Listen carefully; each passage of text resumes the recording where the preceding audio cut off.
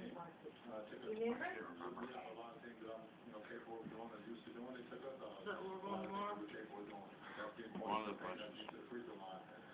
So they did a good job. Much respect to them. And considering all that you went through this past summer and all the effort you made to get Why to is that specifically win a championship, what are your emotions about losing the finals now? Well, that's me. What? I'm not going to hang my head low. I know how much work as a team we put into it. I know how much work individually that I put into it when you guys are not around. That's something people don't see. And I think you can never hang your head low when you know how much work, how much dedication that you put into the game of basketball. When the lights are off and the cameras are not on. Mahoney, back left. LeBron, obviously you dealt with so much criticism for the last year that wasn't had all to do with basketball. When you're getting criticized for what's happening on the court, Does that keep on coming on? No, that doesn't bother me either.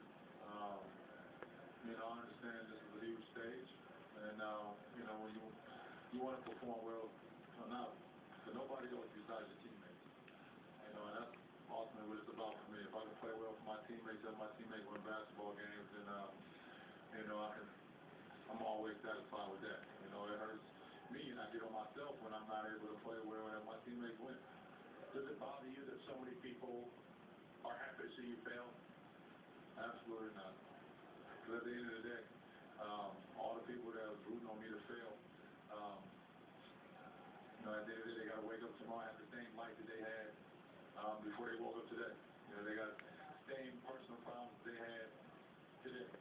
And I'm going to continue to live the way I want to live and continue to do the things that I want to do with me and my family and be happy with that. So, they can get a few days or a few months or whatever the case may be on being happy about not only myself, but the Miami Heat not accomplishing their goal, but, they got to get back to the real world at some point. Danny, the back right. One for LeBron and D-Wade, same thing. You guys are favored to win the series. You're expected to win tonight. I'm sure you guys expected to win. It's an overused word, and I don't mean this in any disrespect. I want to know your feelings. Do you feel you choked in this series? First of all, we give credit to the Dallas Mavericks. They're a hell of a team. The word choked is overused in sports, period. We lost ball games. We lost the final. We ran into a team that at this time obviously was better than us. So we give them credit. So what's the level for? Pressure. Why not? Did it ever get to the point where this Country meat market. and affected you? Country? 68.99 East Lancaster.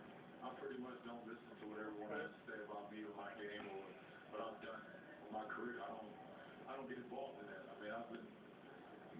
This is year after year after year for me. Me as an individual, people write or say what they want to say about me. It doesn't weigh on me at all. Like I said, the only thing that weighs on me is when I don't perform well for my teammates and the guys that I play for every day. That's the only thing that weighs on me. Because I take pride in going out there and doing the things that need to be done to help my teammates win. That's it. What was going through your mind entering the fourth quarter, knowing you guys had that hole to get out of? What was kind of your mentality? Well, we can't forget for both of you. Honestly, it was about fourth quarter defense and then trying to get buckets. We got into a good groove to start the fourth. I think J.J. Barea's three at the end of the shot clock was a huge shot. Put him up 7. Now, that was a huge shot. I think it was 81. He's from Miami? He hit a three at the end of the shot clock. You not recognize that? We played defense. Yeah. Straight, great defense for 23 straight seconds, and then he hits a shot like that, so it kind of took a little bit out of it.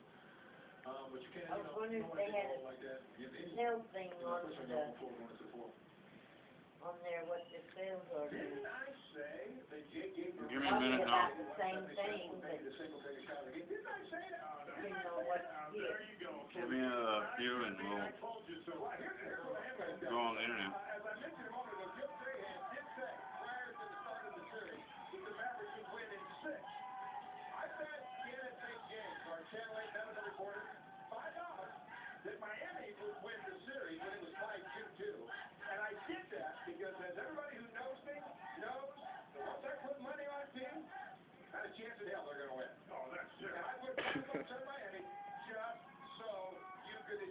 Mavericks game. Oh, I thank you so Thank much. you. Thank you very much. Let me say something.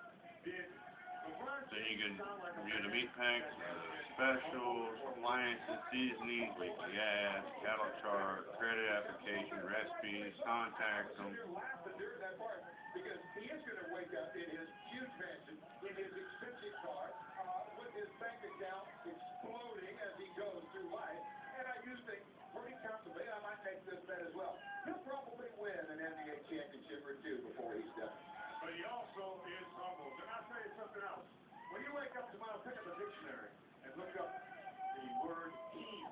It'll say Dallas Mavericks. Well, and here's another example. They made the change, Rick Carlisle did, when they decided to start J.J. Barea, and he put Deshaun Stevenson on the bench.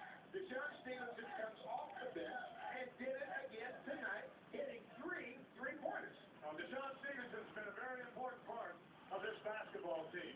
It started out that he was an important part defensively, but he proved very early on after he became a starter that he could shoot the three-point shot. He didn't shoot a lot of twos, but he can hit threes. He's got great range. He's gained a lot of confidence, and the guy, I mean, everybody was contributing, certainly to Deshaun Stevenson. And he did it. He also said that if the Mavericks were to win the NBA championship, he would get another tattoo. And I have no idea where he's going to find a spot to put it. I have no idea. You don't want to know. That's right, son. Back to Ron and Cindy, here we go. All right, Tim, we are flying by the seat of our pants here tonight, as are the folks who have gathered here at Victory Park to celebrate tonight. And that's just the way we like it. All right, let's check in with Rebecca Lopez now. She's down there with the crowd. And we know we're trying to keep a handle on all of this. We want everyone to have a good time while police proceeding to keep a check. Rebecca? Okay, yes, you can see now that Mounted Patrol is lined up out here. They are getting ready to disperse this crowd. This Mounted Patrol here lined up. More officers are coming in behind here. They want to get this crowd out of the plaza here as soon as possible. You can see a lot of DPD officers. I think they actually give it a go-ahead. They're going to try to, slowly move this crowd out of here. They've already had 4 arrests tonight. 3 for public intoxication, 1 for disorderly conduct. They're also having some problems on Main Street getting the crowd thinned down over there. The DPD does not want this party to continue. You can see Dallas police already getting ready to get this crowd out of here. Back to you guys. Becca, before you leave us, we've covered a lot of events like this, but have you ever seen this type of police presence? No, I have covered a lot of events, a lot of DPD officers that I know that have been to a lot of events like this. They tell me that this is probably one of the largest contingency cops that they have ever seen. Officers from all over the Metroplex here helping the Dallas Police Department trying to get this crowd under control. Well, of course, we don't want to blow this out of proportion because I think much of the police presence here was expected. They knew the crowds would grow, and they know it's going to probably take some time to slowly get people to work their way down through the plaza, onto Houston, and on their way out of here. In fact, we have HB Top Racing here right now as well. Yeah, let's go up to HB Top Race so that you can get a better perspective of what we're talking about here. Good Lord. That's the traffic jam down on Houston Street, as revelers really are out in full force this evening. Again, like Rebecca told us, as I'm looking at right now, we have Mounted Patrol trying to get this crowd to kind of work its way on out of here, but it doesn't really look like anyone's going anywhere. No, it is going to be a very, very slow process. It appears the door of a vehicle is open there. We're not exactly sure what's going on. Of course, we're going to continue to watch moments like this play out to see exactly what's taking place.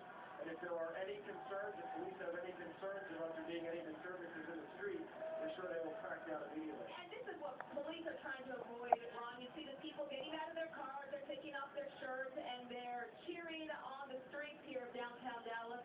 And they're trying to avoid that because obviously that can get dangerous. It's all fun and games until someone gets hurt. Right. There could be a couple of things at play here. Of course, you have some 18,000 people who came down here to fill the stands inside the American Airlines Center to watch the game on the big screen. Those folks are leaving the area. Then you have others, of course, after learning of the NBA championship win, made their way down here to take part in the celebrations. And again, as we said, mounted police are here slowly trying to work people out of the plaza, onto the streets, and on their way home. And I can imagine it's going to take any number of hours, and we will continue to cover it for you live from Victory Plaza, putting them on the screen. Hey, Victory Plaza, we're back in a moment. Yeah. Got the kitty cat.